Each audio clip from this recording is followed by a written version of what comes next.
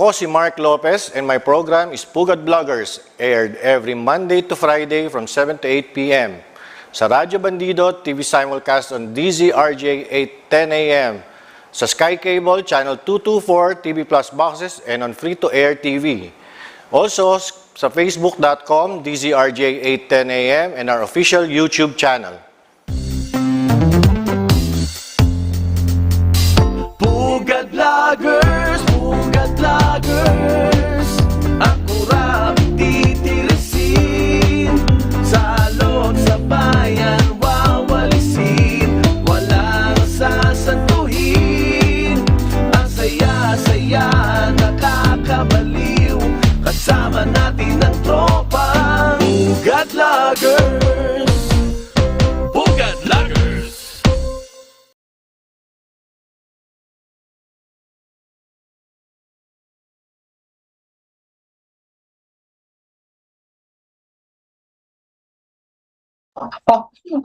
So sorry about that. I was still muted.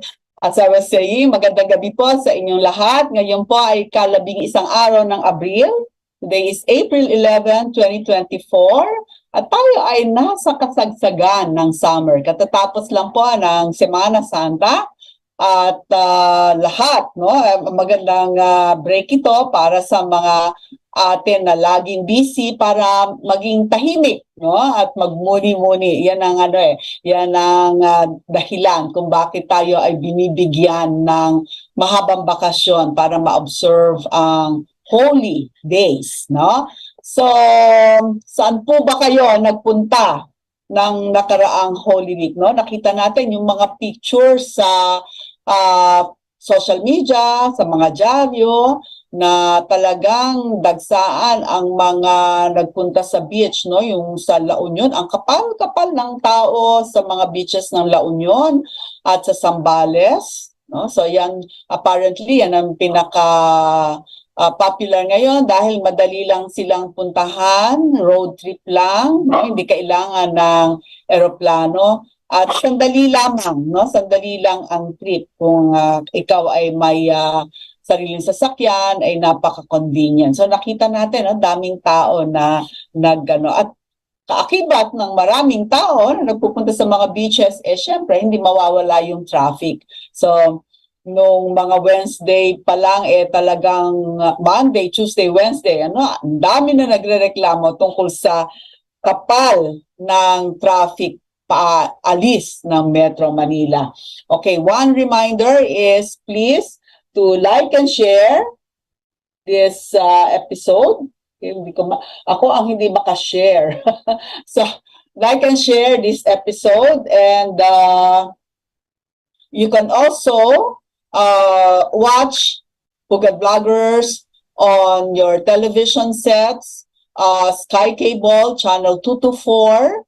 We are also in YouTube, the YouTube channel of 𝗕𝗹CE, Radyo Bandido. We're also in Radio Garden. You can listen to us.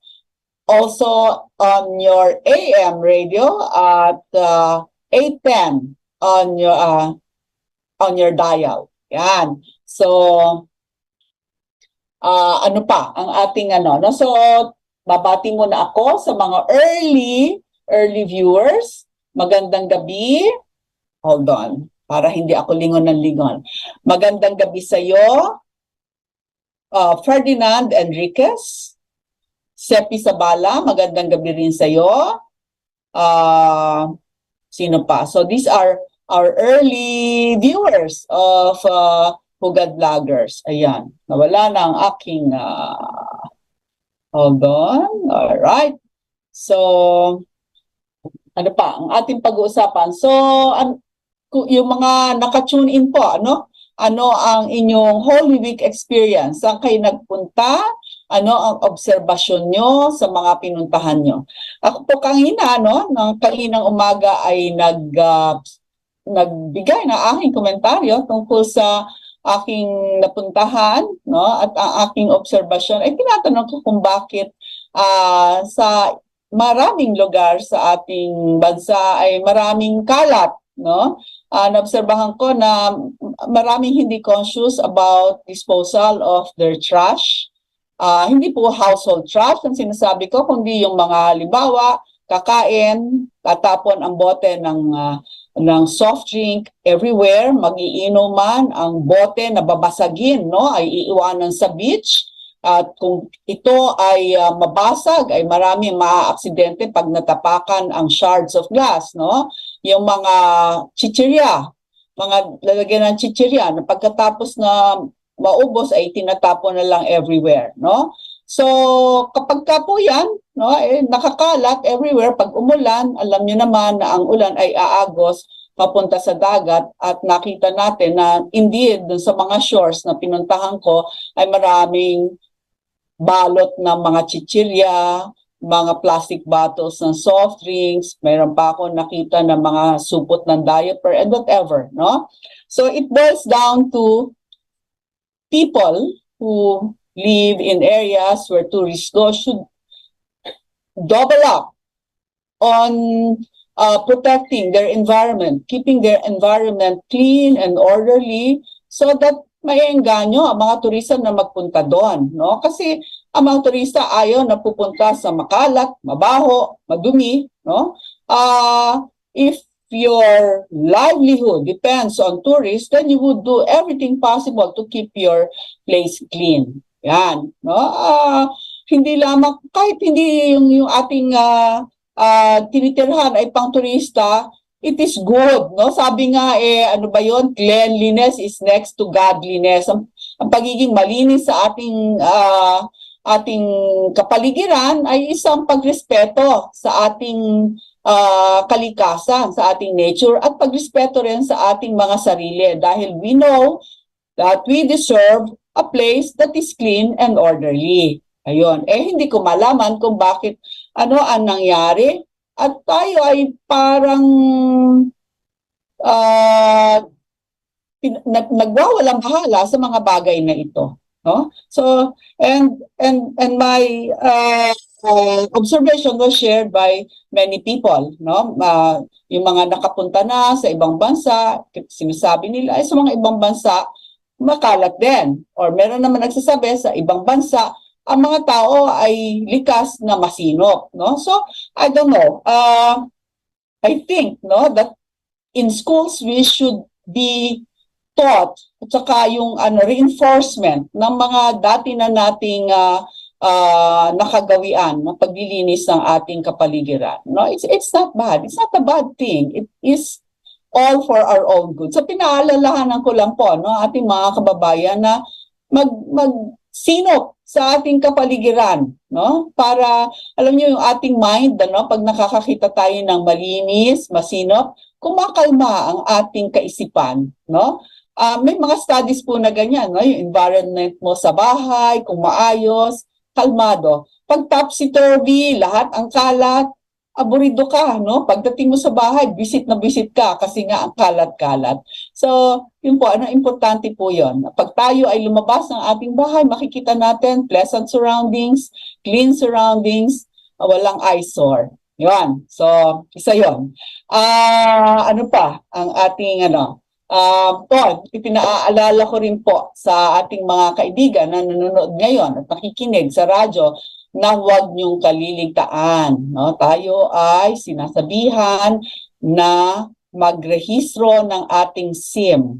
Ano ba yung SIM? Ilalagay po natin sa cellphone para tayo ay makakonect, no, sa isa't isa, makatawag sa telepono, magkaroon ng data sa ating mga kung ano man social media or mga games or mga movie downloads sa ating ginagawa. Yun po, no? Yung SIM natin. So yan po, kasama ng SIM yung ating identity as callers and subscribers of the network. Kailangan pong irehistro natin yan. Hindi na po pwedeng anonymous yung caller. Kailangan matitrace kung sino po, kanino rehistrado yung SIM na yan. Kasi kadalasan ay ginagamit ang mga cellphone sa pang-scam, no? Ginagamit sa mga krimen. Kaya kailangan pagka ginamit ang telepono, alam kung sino ang may-ari o kung sino ang under whose name it is registered. Ang last day po ng registration ng SIM, no, lahat ng kahit Globe, Dito, Smart, kung ano pa man na SIM yan, ay April 26. Okay? Ano ngayon? 11. So you have 15 days. 15 araw para i-register ang inyong SIM.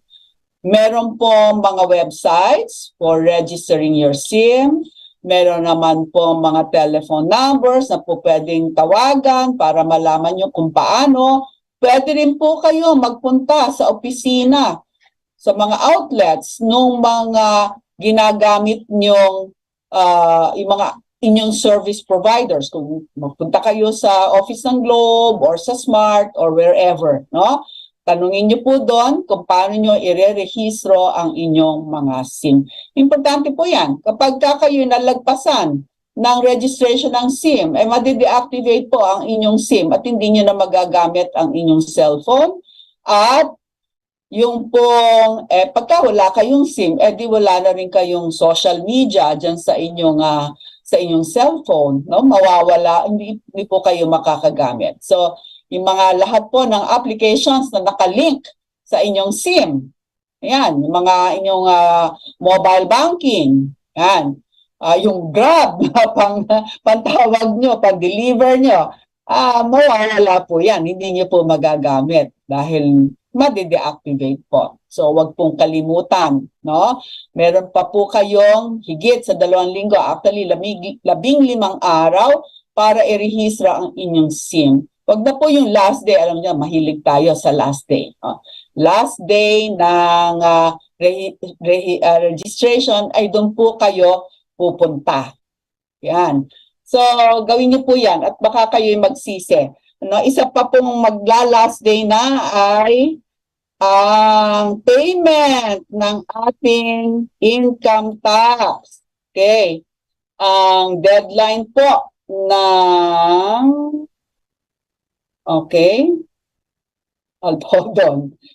Ang deadline po, April po ang ating payment ng income tax. Huwag nyo rin pong kalilimutan yan. Importante po yan. Sandali po, para tayo hindi magkalituhan.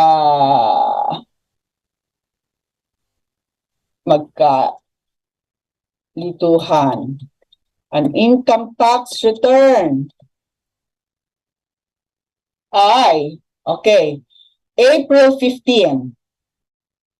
Okay, April 15. So, lahat po ng kinita nyo mula January hanggang December ng 2022, yan po ay yung idedeklara at may karampatang ipapataw na tax dyan, kasama na, dadagdag nyo mga withheld tax. Diba? Pagka kayo sumweldo, binawasan na, ilalagay nyo rin po yan at inyong ifa-file sa BIR. Yan po ang inyong income tax return. Yan. Kailangan po nating i-declare yan. Kailangan tayong magbayad. Isa po yan na duty, no? As a Filipino, magbayad ng karampatang amount ng tax or buwis. So, April 15 po ang deadline ng filing of income tax return. Yan. So, April 26, last day ng registration ng inyong SIM. Marami dyan, ang dami-daming cellphone. Yan, kailangan i-rehistro nyo yan. At April 15, ang ating deadline for filing of our annual income tax return. Yan. Alright. So, bawat Pilipino na kumikita, nagtatrabaho, ay kailangang mag-file niyan. Alright. So, ano pa ang ating pag-uusapan ngayong araw na ito? Ang pinaka, or before we go on, okay? Pakikita ko po ito sa inyo. Alright, makikita nyo ba ito? Ito po ay mga tickets.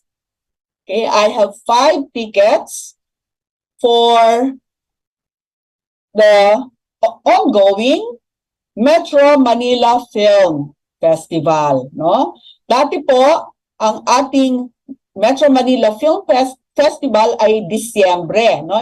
Itinataon po sa Pasko, no? First day yata, no? Pasko, no? Ay ang mga usual na palabas ay para sa mga bata, holidays.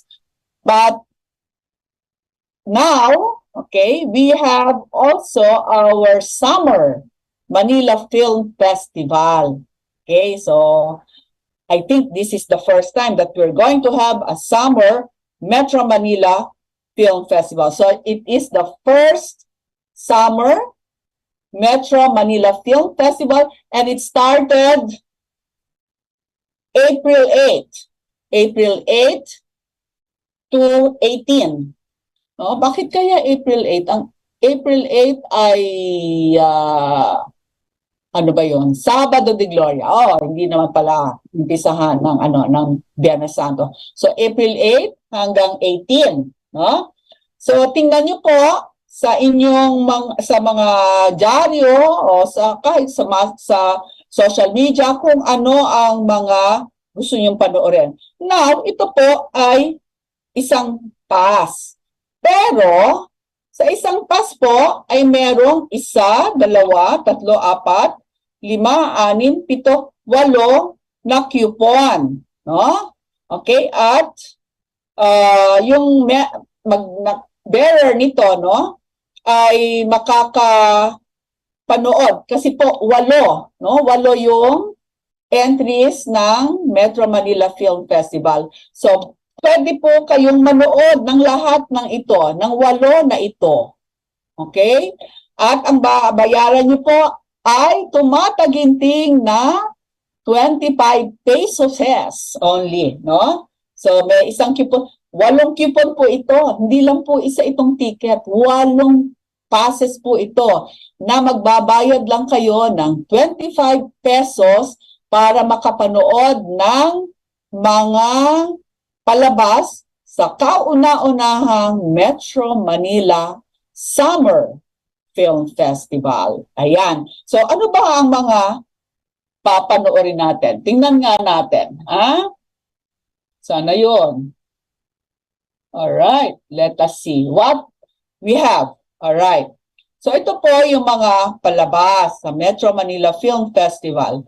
Sari-sari po, no? So, there are 8 Filipino films premiered in cinemas nationwide on Saturday, April 8. The festival will run until April 18 with the awards nights taking place on April 11 at the New Frontier Theater. So, Quezon City po yan, no? So, ang isa sa mga palabas ay yung ang title niya ay Yung Libro sa Napanood Ko. Okay. So, ang artista dito, ang synopsis nito, isang manunulat, no? Na-inspire ng mga K-drama. Tapos, it's a love story, no? Okay? Nakamit siya ng South Korean. So, yan. Ang artista nito ay si 𝗕𝗲𝗱 Padilla. Napakaganda ni 𝗕𝗲𝗱 Padilla. At saka si Yoo Min-gon, okay?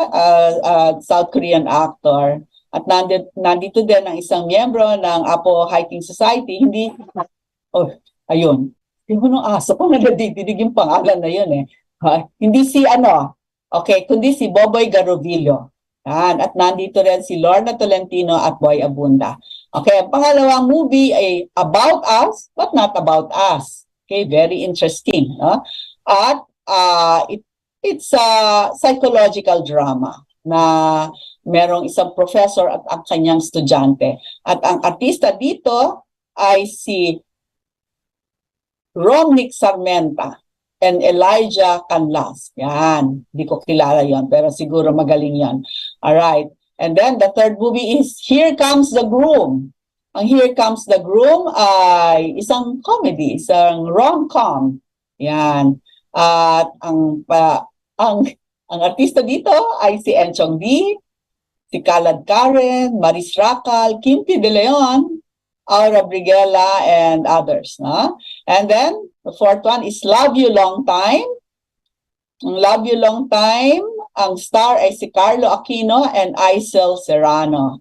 Hindi si Maricar Serrano, si Ethel Serrano. Single Bells. Single Bells is another comedy film, and it stars Alex Gonzaga, Angeline Quinto, and Aljur Abrenica. Yan. And then another one is called Apag. Okay, Apag. Apag is a crime drama. At ang kanyang artista ay si Coco Martin, si Lito Lapid, Gladys Reyes, Jacqueline Jose, and Mercedes Cabral. I think Mercedes Cabral is an international actress. She's starred in foreign films produced in Hollywood. Ayan. And then, kahit maputi na ang buhok ko. I think, no? Maraming familiar dito. Kahit maputi na ang buhok ko. And this is a song popularized by Miss Sharon Cuneta. And you know who composed this, no? This song was composed by 𝗕𝗂𝗴𝗱, a very prolific composer. So this is his biopic. This tells the story of his life, at ang artista dito ay si 𝗕𝗂𝗴𝗱, Meg Imperial, si Mr. Christopher De Leon, Ariel Rivera, Lot de Leon, and Rosana Roses. Yan. At sa pelikula, si 𝗕𝗂𝗴𝗱 mismo ang nagna-narrate ng istorya. And then another movie is Unravel, a Swiss side love story. Okay, so this was filmed in Switzerland. Okay, it's a romantic drama that stars Gerald Anderson and Kylie Padilla. So yan po ang 8, no? Now tonight, no? Sige, ang pang-10 na magsasabi ng mine. Okay? Ang pang-10 na magsasabi ng mine dito sa ating show ay makakatanggap ng hindi lang isa, kundi 2. Kasi naman, mahirap na manood ng sine na nag-iisa. So, kailangan 2 kayo para ma-enjoy mo. So, 2 banig ng tickets para sa ating Summer Film Festival. Ayan. Okay. So, hihintayin natin yung mga pang-10 na magsasabi ng mine. At ating ibibigay ang 2 banig ng tickets. So, kailan ba yun? Kahapon, pumutok yung kontrobersya.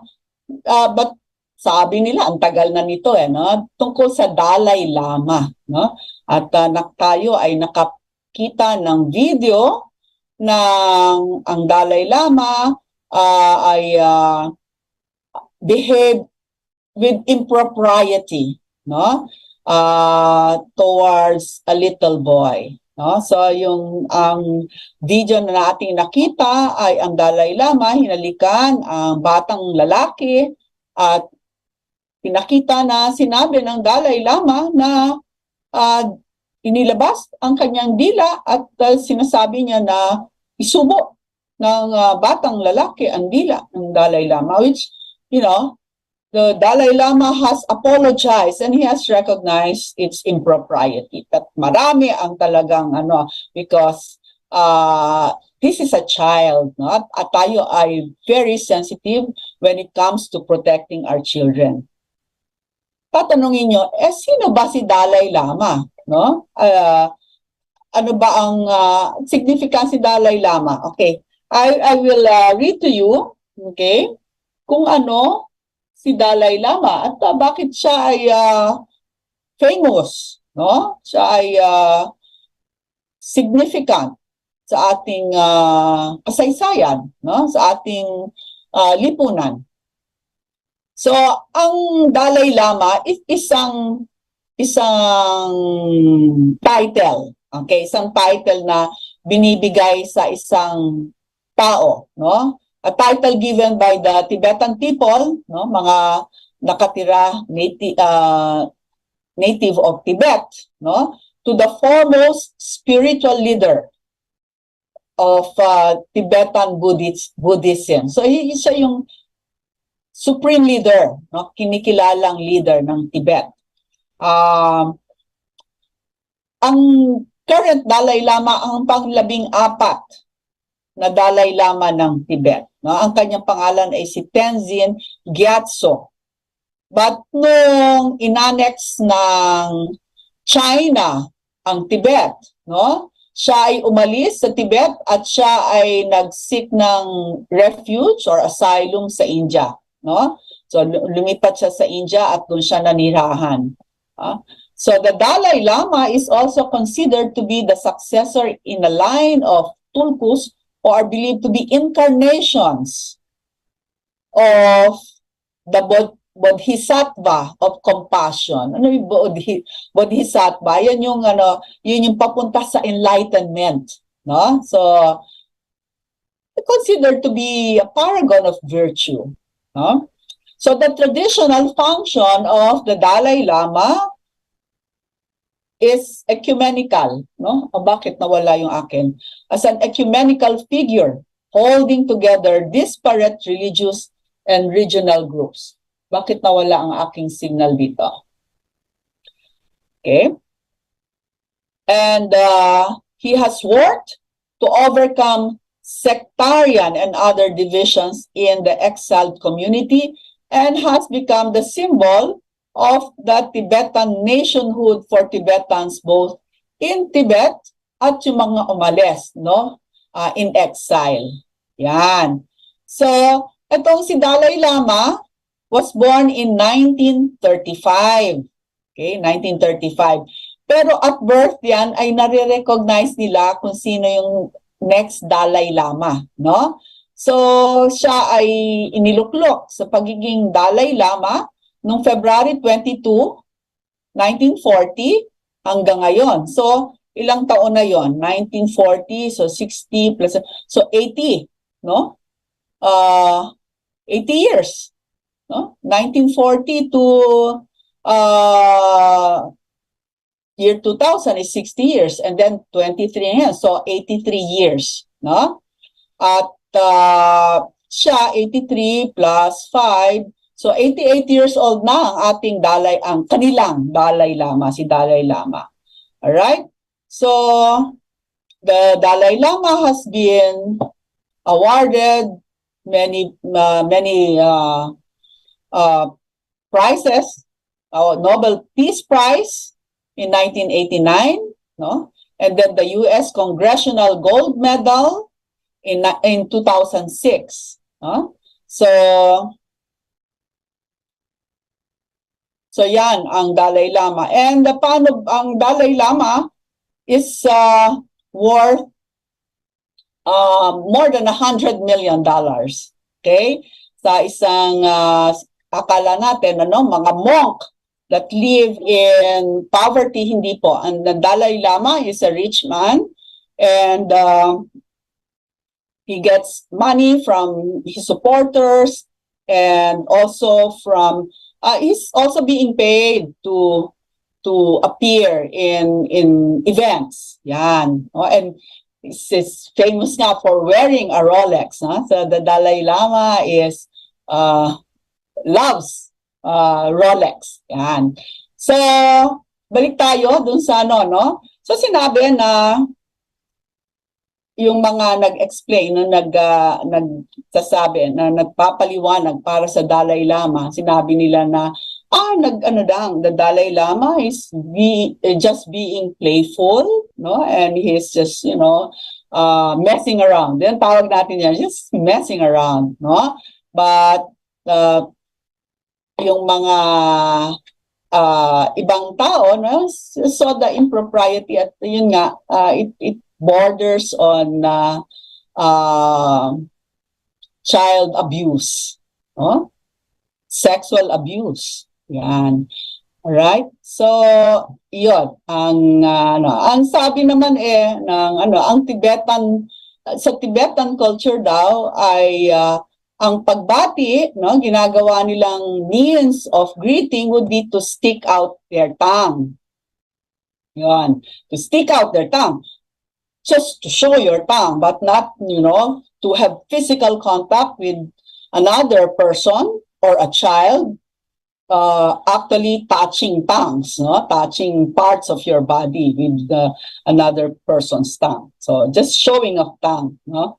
So, but let's apologize for it, which, you know, that's it, no? I don't know if who's going to, no? Are people going to file a case against the Dalai Lama? I don't think so. At, yun, it shows us that even religious leaders make mistakes, no? After all, they're as human as us, no? They may be venerated by certain groups of people, but the basic thing is that we're all human and we're prone to make mistakes. And when we commit mistakes, we should acknowledge it and apologize for the things that we have done. Yan. Right. So, ano pa ang ating pag-uusapan ngayon? Okay, tingnan natin kung sino ang sino yung mga wala.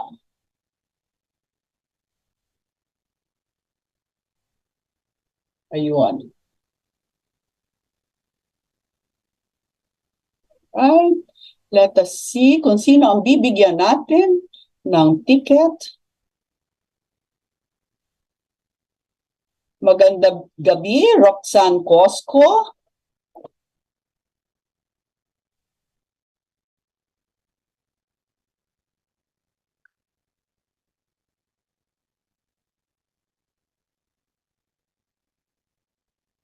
Magandang gabi, Argus Troy, na nanunood mula sa Jeddah, Saudi Arabia. Irene Pablo, magandang gabi. Angelo Redaha, good evening sa iyo. Siya ay nasa Malolos, Bulacan. MMDA number coding Tuesday 3 and 4 until 8 p.m. Bukas 5 and 6 kapag Miyerkules mula 7 to 10 a.m. Salamat sa iyong paalala, Angelo Redaha. Okay? Being an OFW, sabi ni Argus Troy, one thing we enjoy is the exemption from paying income tax. Wow! Tingnan mo nga naman, ano? Iko Cayetano, magandang gabi sa iyo. Maneka Herse Tolentino, magandang gabi. Julio M. Trenta, Manny Felonia, Mine Bacanio, okay? Sabi ni Christine De Vera, yes, well, many people were saying, no, that is an act of a pedophile. Yan. So, yan ang impression sa Dalai Lama. Argus Troy, ang sabi ni Argus Troy, if he is just being playful, then play with the Playboy bunny, not a child. May katwiran ka dyan, no? But you know, some people like playing with certain people, children, or mature women, or sexy young things, no? 16 years old, no? But that is not allowed by the law, no? Yung mga minor. Talagang we have to protect our children from predators, no?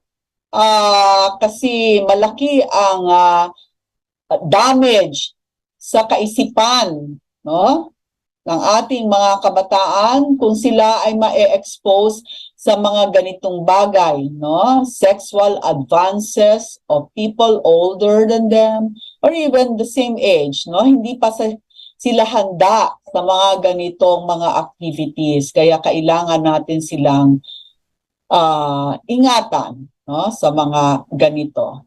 So, okay? Wala pang isa pa lang ang nagmamine Manny Felonia. Saan ka ba, Manny Felonia? No? Baka naman out of the country ka, hindi ko maibigay sa iyo yung iyong libreng ticket. Yan. So, sino ang may gusto ng Summer Manila Film Festival? Yan. O, tingnan natin kung sino ang magkakaroon ng. Alright. So, ano pa ang ating pag-uusapan?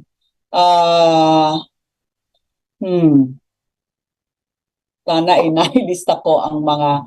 Alright. So, isa pang raging na pinag-uusapan ay ang paglalagay ng mga additional sites ng EDCA. Yan. Or kahit sabihin na natin yung mga bases talaga namang let's call a spade a spade. Yan ang mga maliliit na bases, no? Hindi kasi laki ng Clark or ng Subic dati, but they serve the same purpose as well. At ang sabi, no, dalawang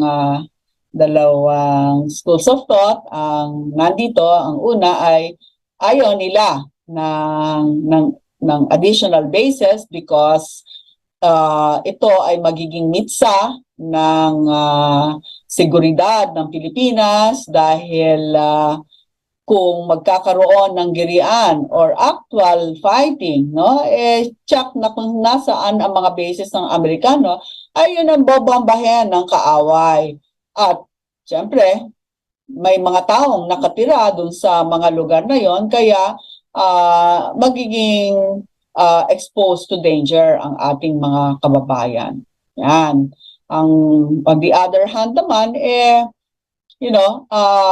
sabi nga yan ay isang mutual, kasama ng Mutual Defense Treaty. At kasama na dyan ay hindi lang ang pagtulong sa atin laban sa ating mga kaaway, kundi madali ang pagtulong dahil nandyan na sila kung tayo ay mayroong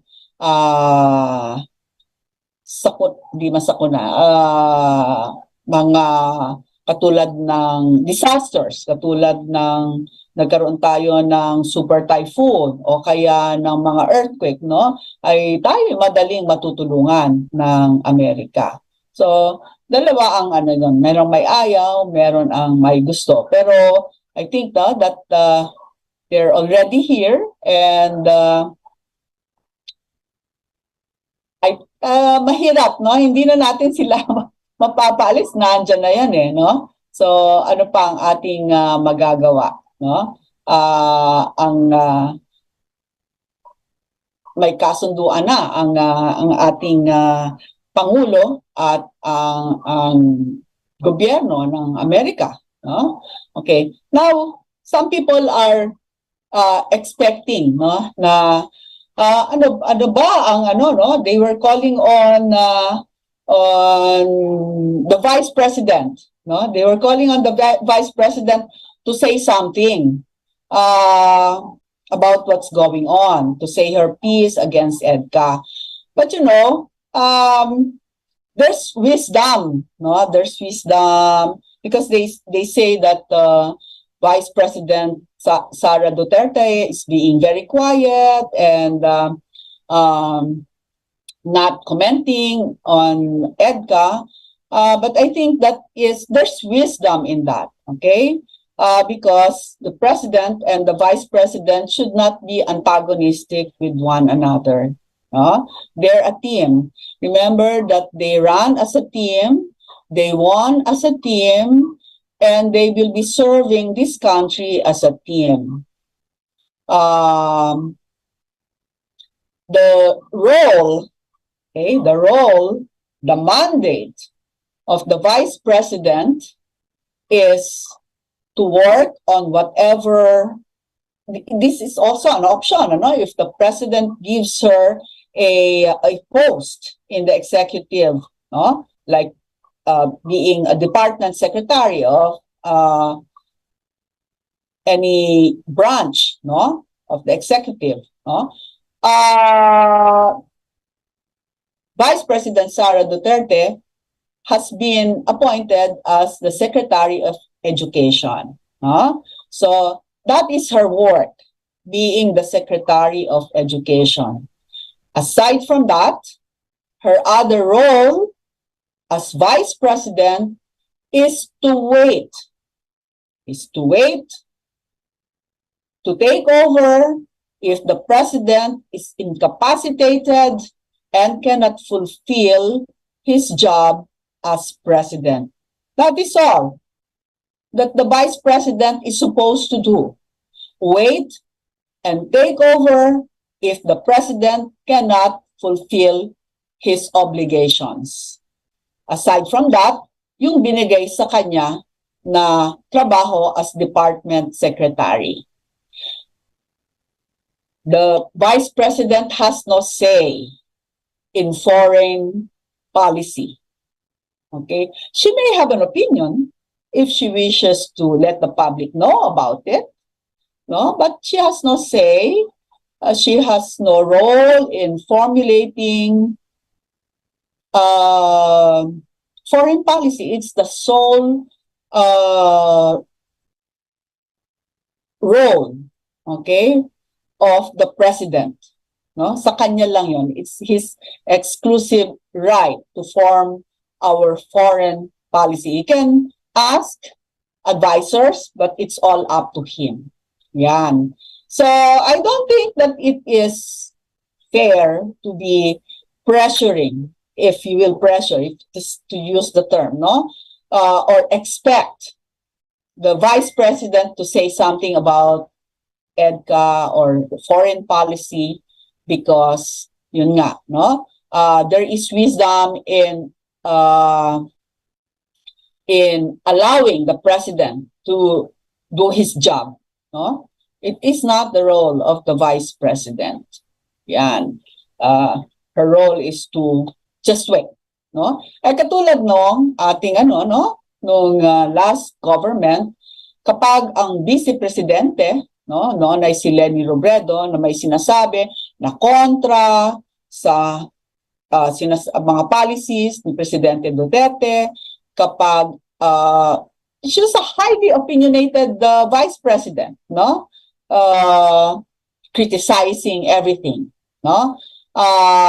It wasn't good for our country because it seems like there's a vice president that was pulling down the president, always criticizing, always adversarial, no?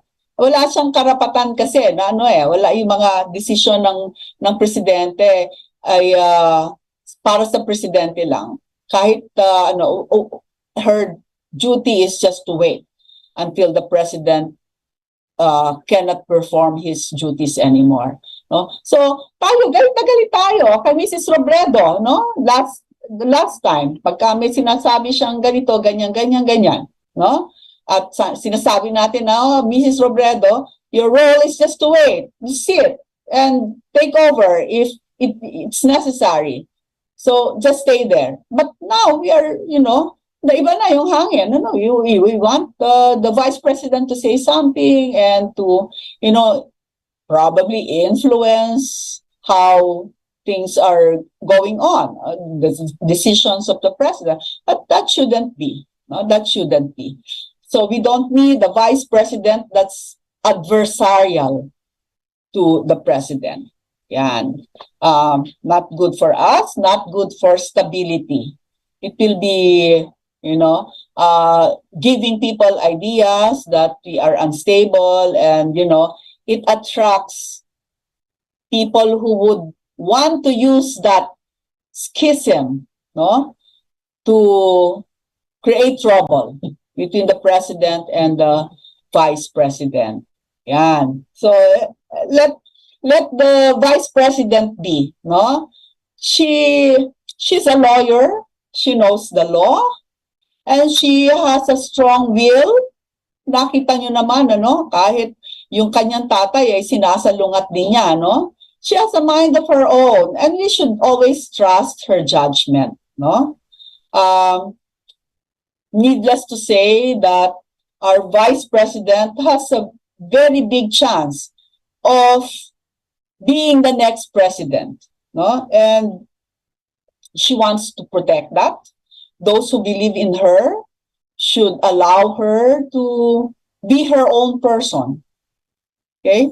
So that's it. about the thing, no? Because I read, people wanting the president, the vice president to say something about what's going on, but I think that is unfair. Huh? All right, let us take a look.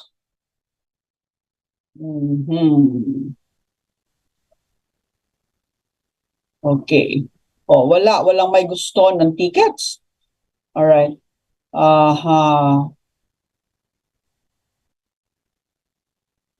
Okay. So, ano pa ang ating pag-uusapan?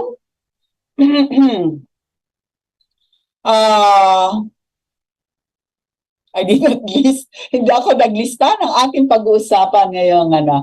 All right. So, ito siguro I'll give the free ticket to 𝗕𝗹𝗴𝗲𝗲𝗀. Okay, 𝗕𝗹𝗴𝗲𝗲𝗲.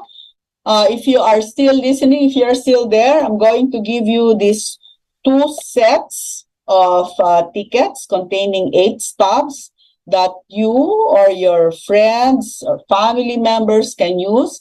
After this program, please send me a message as to where I can send the tickets. Yan. Okay?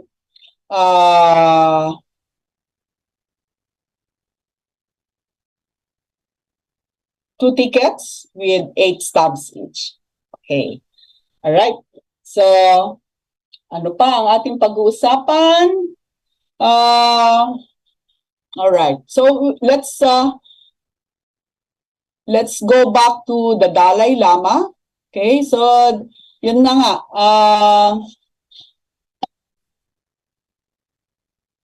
Let's see. Hold on. Where did I put my notes? Okay. So, at present, the Dalai Lama lives in India, and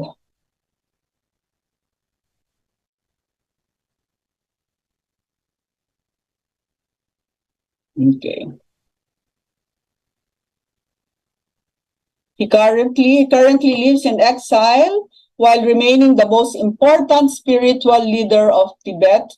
On April 29, 1959, the Dalai Lama established the independent Tibetan government in exile in the North Indian Hill station of Mussoorie, which then moved in May 1960 to the Dharamshala where he resides. He retired as political head in 2011 to make way for a democratic government, the Central Tibetan Administration. So yan ang additional information about the Dalai Lama. All right. Now, okay. So let us see. Saan na yan? Wala ang aking...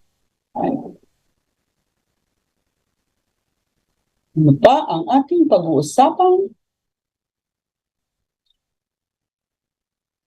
Right.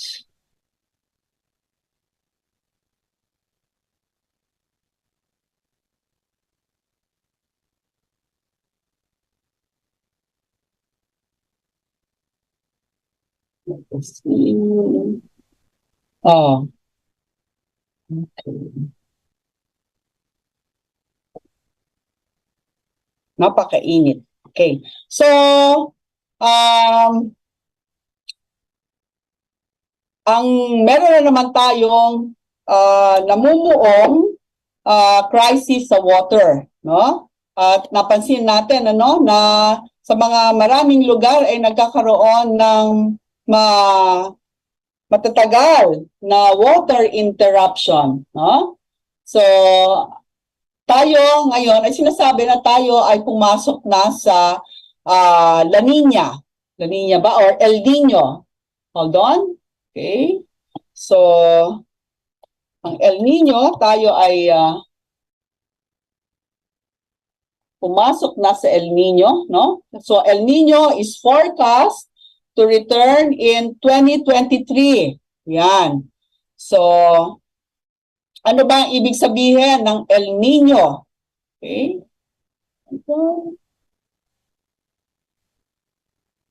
Okay. So, magiging, okay, El Nino means, okay, extreme weather and global warming. Yan ang El Nino, no? So, El Nino is a global phenomenon and magkakaroon ng mataas na temperatura sa Pacific Ocean. Okay, ano ba yung Pacific Ocean? Ito po yung body of water na nasa west natin, ano, yung sa bandang Baler, yan ang Pacific Ocean, no? And the climatic event could have drastic effects from searing heat waves to stronger storms. So, magiging mainit ang ating summer at magiging extra malakas, no? Magkakaroon tayo ng mga super typhoons, no? So, yan po, no? Nasa El Nino tayo ngayon. 2023. May mga years po na tayo ay La Nina. Ibig sabihin ay wet, no? Maraming ulan na nangyayari, no? So, ang pagka po warming El Nino, pagka cooling La Nina ang tawag, no? So, the effects of El Nino take months to be felt and may mean 2024 breaks temperature record. So it's going to be extremely hot, even more, no? So, magkakaroon po, no? Ano bang epekto ng El Nino, no? Magkakaroon po ng mas higit na ulan, no? Sa Amerika, sa Northern Hemisphere. Sa Europe naman, magkakaroon ng mas malamig, mas severe na winter, no? At dito naman po sa tropics, sa Asia, ay magkakaroon din ng record-breaking heat and also rainfall. Yan. Alright? So, more intense heat waves, prolonged hot seasons, more powerful storms, at sa mga areas na marami po natuyo na mga halaman, no? Kasi because of the severe heat, magkakaroon po ng wildfires, no? So, yan po ang kinakaharap natin, no? Sa 2023 hanggang 2024, higher temperatures. Yan. Yan ang ating El Nino. Okay, sea surface temperatures will be at record high. So, ngayon po, no, ay mainit na. So, nakarinig po tayo ng mga incident of heat stroke. Okay? Dahil po sa init ng panahon, marami po ang nag-heat stroke. Ano ba yung heat stroke? Yan po yung kapag ang ating katawan ay sumusobra ang init, higit pa sa normal na ating temperature, higit pa sa 40, no? Yung may fever, no? So, yung mga organs po natin ay nagfe-fail dahil sa sobrang init ng loob ng ating katawan. Pagka po tayo kulang sa tubig, pagka po tayo dehydrated, no, madali po tayong mag-heat stroke. Kasi po parang radiator yan eh, yung tubig na nagsisirculate, yan po ang nagkukul sa ating katawan, no? Kapag po tayo ay dehydrated, kulang sa tubig sa katawan, hindi po tayo magsusweat. Hindi po tayo magpapawis dahil ano ang ating ipapawis, tayo ay tuyo, no? Ang importante po kasi, ang importansya ng sweating, pagka nagkaroon ng moisture sa surface ng ating katawan, meron po tinatawag na evaporative cooling, no? Pagka po nag-evaporate ang sweat mula sa ating katawan, ito po ay nagpapalamig sa surface ng ating katawan at nakatutulong na pagbaba ng ating temperatura. So, importante po na tayo ay iinom ng tubig, no, para yung ating core temperature ay bumaba, no, at yung ating surface temperature din ay bumaba dahil sa ating sweating. Yan. Importante po ito lalo na sa may mga sakit, no, dahil ang kanilang adaptive mechanism sa increase ng temperature ay mas mahina kesa dun sa talagang malalakas ang katawan. Ang mas vulnerable po ay yung mga bata, no? Kasi po yung surface area ng kanilang katawan ay mas malaki, no? Naglulus po sila ng mas maraming water through evaporation from their skin kesa dun sa volume ng kanilang katawan, no? So mas madali silang ma-dehydrate. At yung pong mga matatanda, no? Kasi po older people retain less water than younger people. So mas dry po ang mga older people. So yun po yung talagang very vulnerable, the young and the old, no, to having heat stroke. So pagka po nagkaroon ng heat stroke, pwedeng mahimatay, mawala ng malay, pwede pong magkaroon ng convulsion, pwede pong yung ating puso ay magkaroon ng irregular na heartbeat. Yan po ang po pwedeng no? At pwede po tayong maging comatose because of heat stroke at pwede po tayong mamatay. So it's very easy to prevent, no? Hydration, wear cool clothing, stay out of the sun, and avoid strenuous activities, no? During the time of the day when the temperature is really high. Yan. So, nakakasayang po no? Kasi may mga nabalitaan tayo, mga bata pa na nagka-heat stroke, which can be totally preventable. Excuse me po. Okay, last words na daw. So, ako po ay inuubo. Nag-dry ang aking throat. Hirap po magsalita ng isang oras. Okay, don't forget, Manny Felonia, to send me your contact address, how I can send these free tickets to you. Okay? At sa mga iba pong nanonood, siguro I still have tickets, so probably hanggang hanggang April 18, April 11. So hanggang next week na lang to. Nako, siguro I will give the rest to my other colleagues here in the program to give it to you. Don't forget to be here tomorrow. Tomorrow is Wednesday. Attorney Darwin Cañete will be here, and he will be with Attorney Tom Berenguer. And also, please do watch the programs after this, Oras ng Himala, and also Kakampi with Mr. Bernard Tan. Magandang gabi po sa inyo lahat. Good night! Pugad Vloggers,